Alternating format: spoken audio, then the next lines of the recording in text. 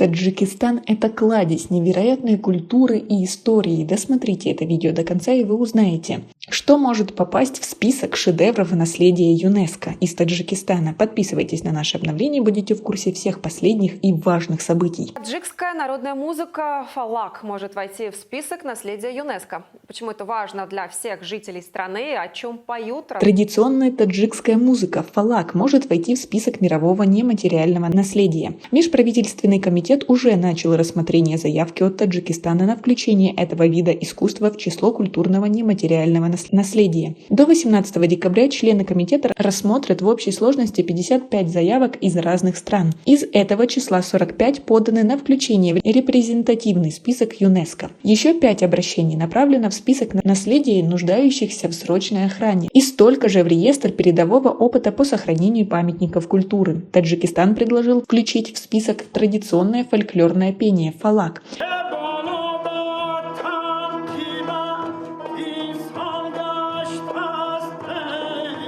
Давлатманда Холова называют золотым голосом Таджикистана. В его семье красиво поют все. Искусство передается из поколения в поколение. Фалак пел еще прапрадед. Эта музыка нечто большее, чем пение. Рождается вместе с человеком с первых дней его жизни. Вот родился ребенок, он плачет, это и есть фалак.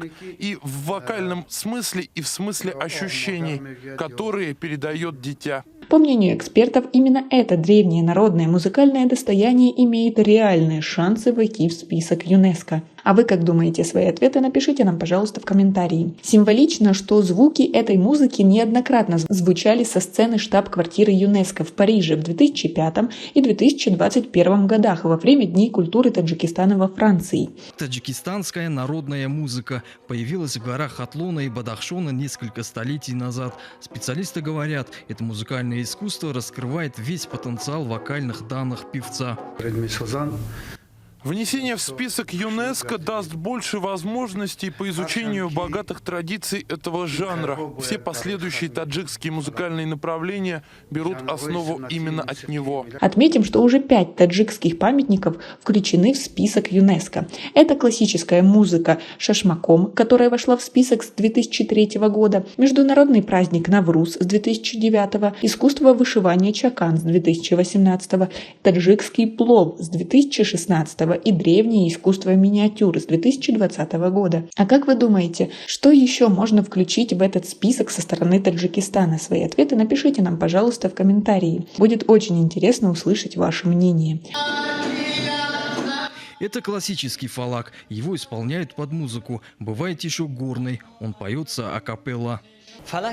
Поют в основном о превратностях судьбы или восхваляют небеса и Всевышнего за свою жизнь. У нас пока на этом все. Оцените наше видео подпиской и лайком. До скорой встречи!